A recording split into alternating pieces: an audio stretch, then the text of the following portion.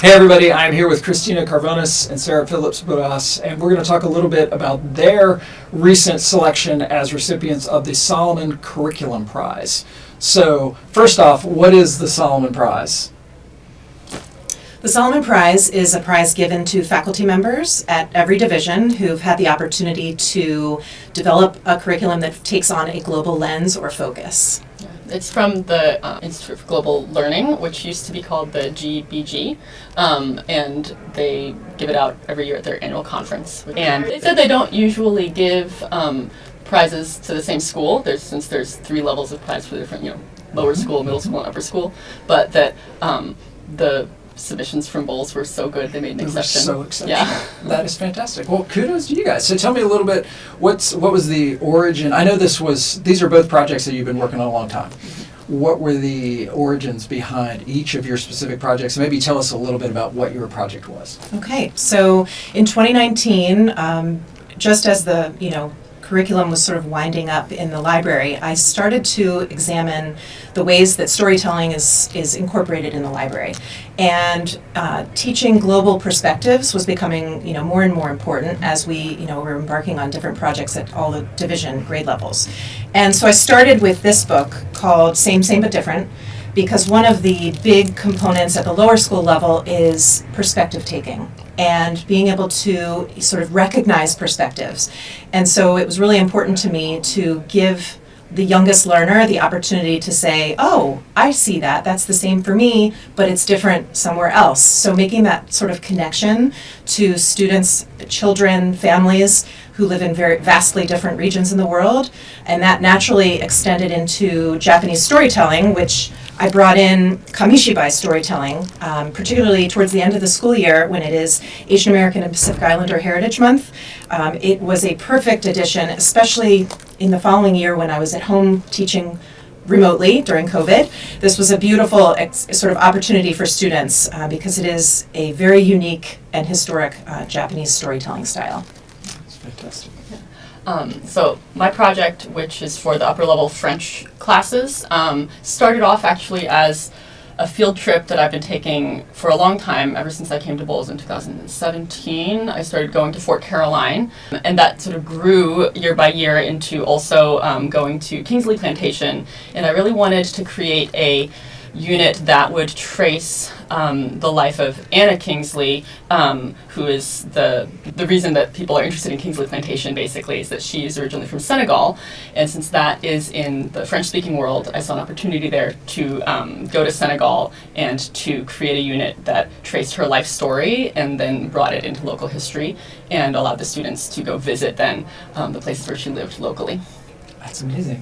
And I know that there's a correlation with both of you took Ottenstrauer grants, right, as part of the trip. So right, yeah. So I was hoping for years. I've been wanting to go to Senegal because of the connection to the Kingsley Plantation more recently. But for years, I've wanted to go because it's used in a lot of textbooks as sort of a window on West Africa, and I've never been to Sub-Saharan Africa. Most people don't realize that more people speak French in Africa than in Europe, so it's been sort of a hole in my own personal knowledge, being able to talk intelligently about Africa. So that's the rationale behind the Ottenstrauer that I applied for to go to Senegal. And then this is just one project. I'm hoping there will be a lot of projects. Well, and for me, I really began with the Portrait of a Graduate because 2 major components are the cultural competence piece and the leadership piece. So, as the curriculum sort of developed over the past 5 years, it was really important to me to really connect even more with students and with learning that was taking place in Japan. And I was able to connect with Kristen Hong to bring over the students last spring, and then again this year to do sort of the Japanese language immersion piece and storytelling in both English and Japanese.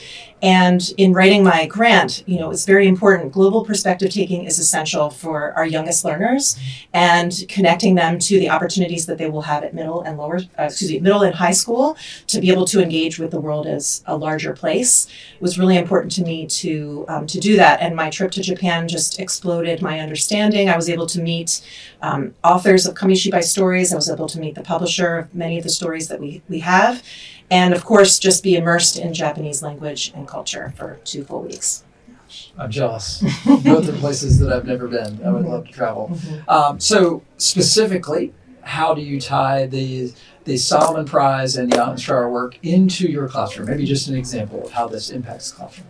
Oh, well, so the prize was actually for a unit that I articulated all around this field trip experience. So what that allows us to do is continue tying in opportunities for the students to communicate using French on something that they're really interested in, because the most important thing in getting students to progress in a language is for them to have something they want to talk about and that they're wanting to engage in.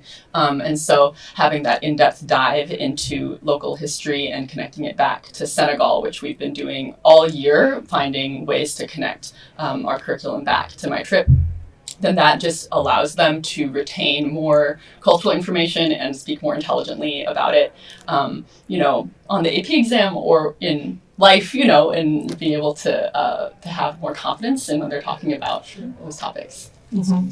And for me, my prize was given for Japanese storytelling and language. And so what I've done in the past few years is really deepen my students' understanding of the origins of these stories, the messages behind many of these stories, and how they tie in and show Japanese culture. And so in the, sort of curriculum that I was given the prize for, it has to do with the sort of sharing of ideas, and they develop their own Kamishibai story based on their cultural background or just something they love. And so to be able to do that, and then in tandem with that, to be learning about Japanese characters and the 3 distinct alphabets, and to, sort of see how our alphabet is a form of art in the same way that when children first see Japanese characters, it looks like art to them. And so just being able to make that connection for them. Well, this is fantastic. I mean, this is a prime example to all of you out there that are not teachers at Bowles, that all of the work multi-year that is going into constantly refining what we do and to make the student experience as rich as it possibly can. And so these are both amazing examples. And I love the fact that you were able to travel internationally. I think that's really, really special. And hopefully we can hopefully your work will encourage some of your students, maybe as they get a little older, to go and travel on their own and to see for themselves. Well, I think it shows for both of the projects too, like there's so much collaboration that happens in conjunction to a big project like this, but also in developing it. And, Allison Chandler encouraged both of us to apply. I wouldn't have known about the prize opportunity if she hadn't pushed me to apply. And I feel like there's so many amazing projects going on at Bowles, and that more people should seek out opportunities to get recognized and just, you just have to put it together and submit it. And I think we sometimes we're so busy preparing amazing things that we don't realize that maybe somebody else would like to see it, and that it could be presentable on a larger stage. Yeah, 100%. Yeah, I mean, the 2 challenges are always time and money, right? And I compliment you for taking the time to actually really dig in and not give up on these projects, because I'm sure there were moments where you're like, oh my gosh, is this going to be all worth it? And then thanks to the OnStars out there for providing us with some of the funding to be able to do it. Tie those together, and what we've done is we've impacted the student experience in a really, really positive way, and also impacted some of your colleagues too, because I'm sure that they get curious about it and they're asking. Yes, and I'm always encouraging my lower school faculty to connect with me or connect across divisions, because there is such a richness that is happening, and I look forward to connecting with you, Sarah. Yeah, absolutely. That's another thing about an OnStar experience.